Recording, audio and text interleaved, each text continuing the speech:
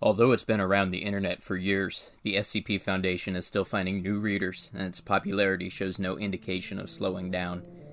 If you're just trying to get into the SCP universe, there's a good chance you're already familiar with a few basic SCPs, such as the one in the video games or the movies. I'm not going to discuss those because I don't feel like a beginner's guide that contains the same entries as every other is very useful for a beginner. Instead, I've picked out some of my favorites that don't require a lot of experience reading the articles on the website. Although there may be a few small concepts that need to be explained, these should serve as a good introduction to your first explorations while expanding what you know already. If you're listening to this and feel like you don't know enough yet to fully understand, don't worry. I will link resources to the SCP Wiki that will help explain. If you feel like you need a more in-depth beginner's guide, let me know that too, as I'm thinking about creating one of those. With that said, let's get started. SCP-2006 Too Spooky. 2006 has an object class of Keter, the most difficult to contain of the three standard object classes. Its containment procedures inform us that it must be constantly monitored for changes in form, and all staff who come in contact with 2006 require enrollment in an acting course, with an emphasis on expressing fear and surprise. Every month, it must be shown a new low-budget horror film or a science fiction film with horror elements, and staff must continue to reinforce the idea that these movies represent the idea of horror. That's a pretty unique set of containment requirements. They are highly specific, but relatively mundane in what must be done compared to other Keter-class entities. So let's read on to see what we can find out about SCP-2006. From the description, we find out that 2006 is an anomalous spherical entity roughly 50 centimeters in diameter in its natural state. The anomaly states a goal of causing feelings of fear and horror in people, for no known reason other than that it seems to enjoy it and believes this to be its natural duty. To accomplish this goal, 2006 has the ability to change its shape, form, physical properties, and voice to anything it wishes. Researchers don't know the limits of these powers, and in fact believe that there may be no limits at all to the forms which it can take. They do know that it has shown impervious to any form of damage, meaning that simply neutralizing it would not be an option even in the exceptionally rare case the Foundation would choose to deal with the threat this way. Luckily, although the entity gets joy out of scaring people, it is a very poor judge of human emotion and reactions, so exaggerated displays of fear are sufficient to satisfy it. Once it's reached its goal, it will have a friendly disposition and shows no ill will to staff. It is openly willing to converse with them and friendly in doing so, regardless of form. That's about all there is to SCP-2006, which is what makes it a great beginner article. At this point, you may get the feeling that an anomaly with these features doesn't deserve a Keter classification, as it seems to be of little threat and pretty easy to contain. Go ahead and think on that, and go to the article link in the description if you want to find out more. There's a little bit of info left in the article that I won't spoil here, but it will put everything together so the classification makes sense. SCP-1799 Mr Laff. 1799 gives us a little taste of a different kind of story. SCP articles have a reputation for being scary and overly dark, but in reality encompass all different kinds of themes and emotions. SCP-1799, known as Mr Laff, is a safe class object, meaning it represents very little threat of escaping containment.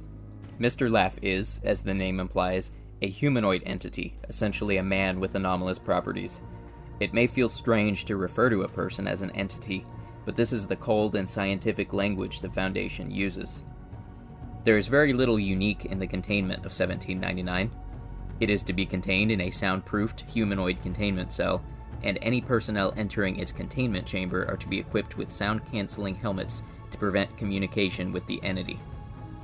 Any personnel entering or leaving are to be thoroughly searched for weapons or contraband, as well as a thorough inspection of the containment cell every 24 hours. Mr Laff himself appears as a regular human, having the physical characteristics of a generic clown. This includes balding hair, elongated feet, and pale skin which has the pigmentation of typical clown makeup. The main anomalous feature of 1799 is that any verbal communication received from the entity is interpreted by the user as the form of a joke. The longer communication continues, the funnier these jokes will be perceived by those conversing with it. This will continue until the person is overcome with laughter. This makes communication with 1799 very difficult, essentially requiring written word for all communication, as this does not activate the effect. Additionally, 1799 has anomalous capabilities which it may perform at seemingly random times. 1799 has no control over these effects, and they appear to cause it severe pain. These actions include self-removal and reattachment of limbs, releasing colored smoke from multiple orifices, and removing colored strings as long as 45 meters from its stomach through its mouth. In short, 1799 is a man forced to live a life as a clown, only able to make others laugh and forced to perform painful and humiliating tricks for the amusement of others.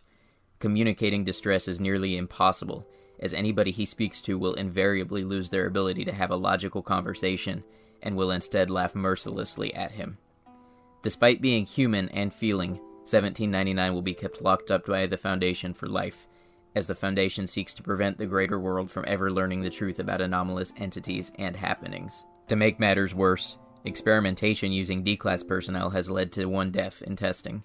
1799 had become irritated with the D-Class and began yelling at them, causing the D-Class to laugh harder and harder until they lost balance and fell, suffering a fatal cranial injury. After this incident, 1799 suffered a deep depression and eventually made a suicide attempt, leading to suicide watch and the current containment procedures in place. I don't condone suicide at all, but within the context of this fictional universe, we can certainly appreciate the hopelessness that the situation would create. The emotional impact of SCP-1799 comes not from a powerful entity, but a powerless one with a tragic and ironic story. Mr. Laff is one of 20 entities known as the Little Misters, created by an anomalous group known as Dr. Wondertainment. This makes 1799 a great jumping-off point to explore a series of articles around a central theme and group, and gain exposure to one of the most popular groups of interest in the SCP universe.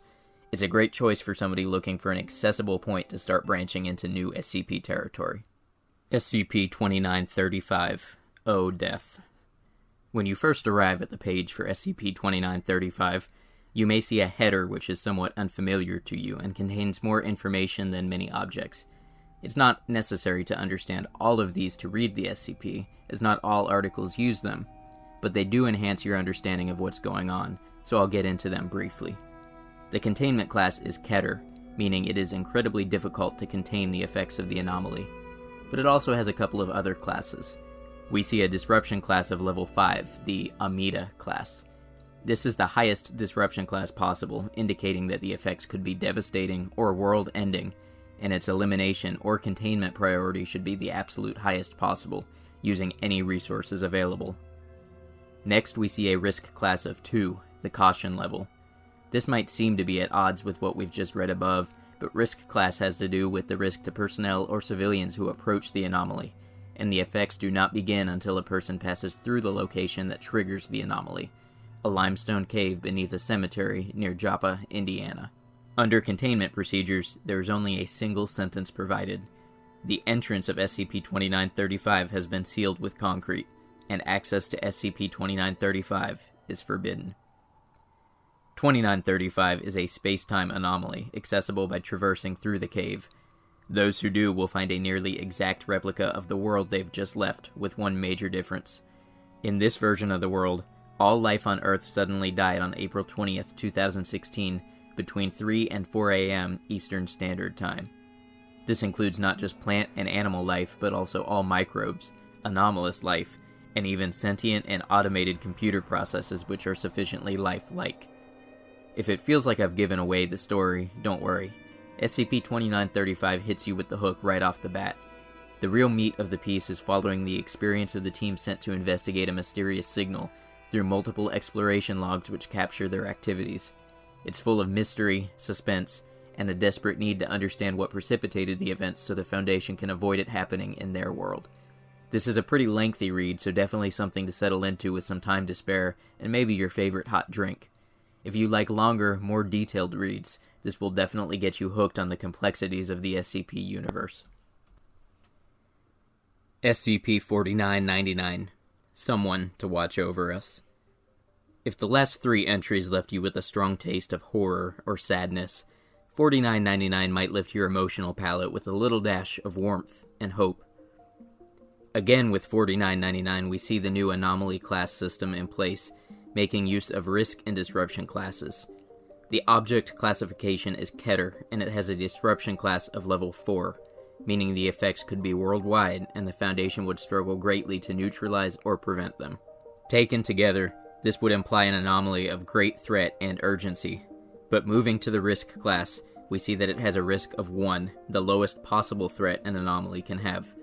Naturally, we must wonder, what is this which is so difficult to contain or neutralize, yet poses so little risk?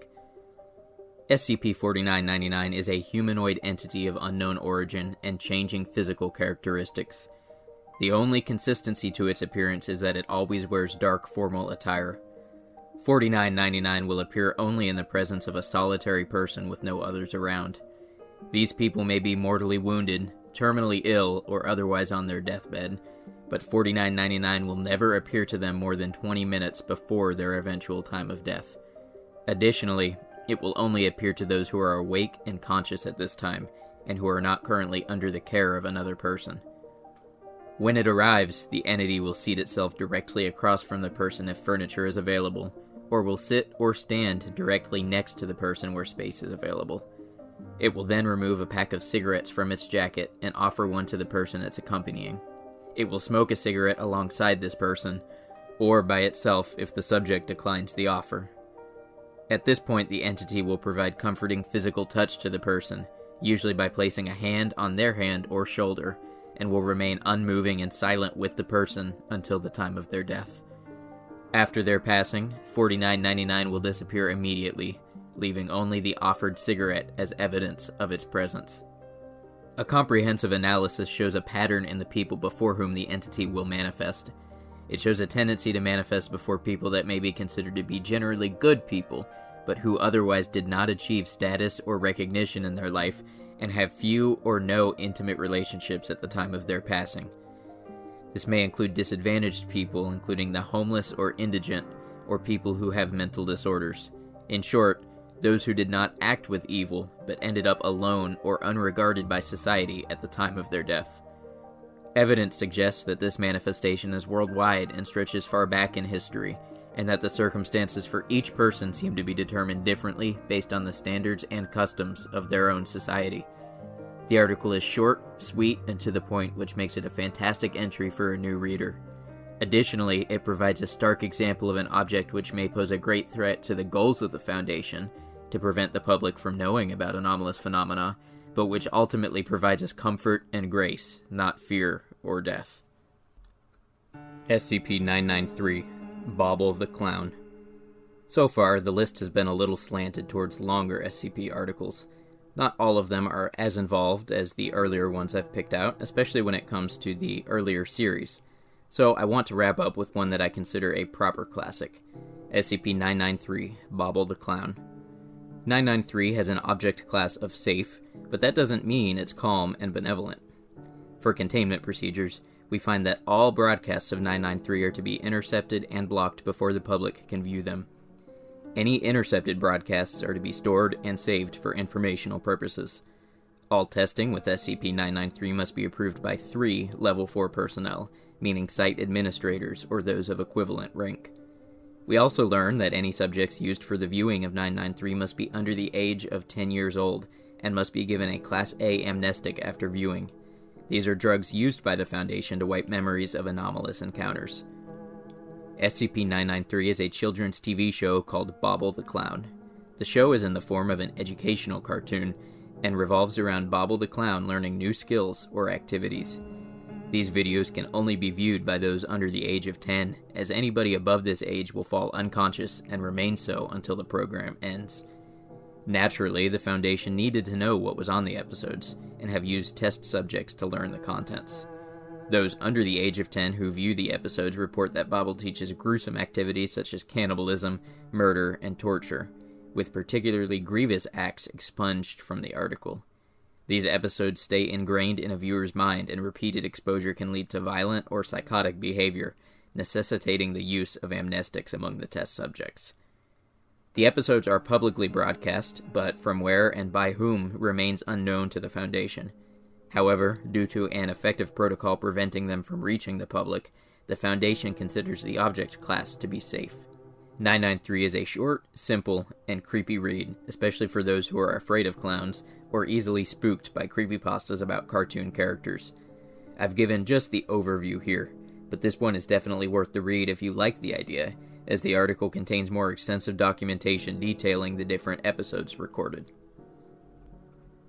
Thanks for your time to listen to me today, and I hope that coming here has brought you what you were looking for in terms of new SCP content. I just wanted to talk about something real quick. SCP was the first content I ever started doing on the channel. I still greatly enjoy it, and I believe that some of my earliest followers came from my SCP content. But it's not the only thing that I want to do on the channel.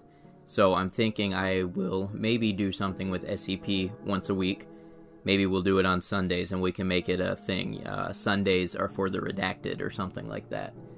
Anyways, I do want to continue doing it, but as I said, I don't want it to be the only or even the main focus on the channel. So I want to maybe do the once a week so that fans who want content regularly can get that, but that people who are following me for other reasons aren't bombarded with it all the time. So that said, if you want to look forward to more of that content, SCP in particular, or any of the content on my channel, which of course I invite you to check out, please do feel free to subscribe to get notified for that. That does help me greatly, as well as any likes or dislikes, believe it or not. Let me know one way or the other how you felt, and comments, and I do welcome honest criticism, whether it's negative or positive, and I try to take my time to respond to all that I get. So with that said, once again, I do hope that you enjoyed this or learned something new from it, and it's been a pleasure as always. Thank you.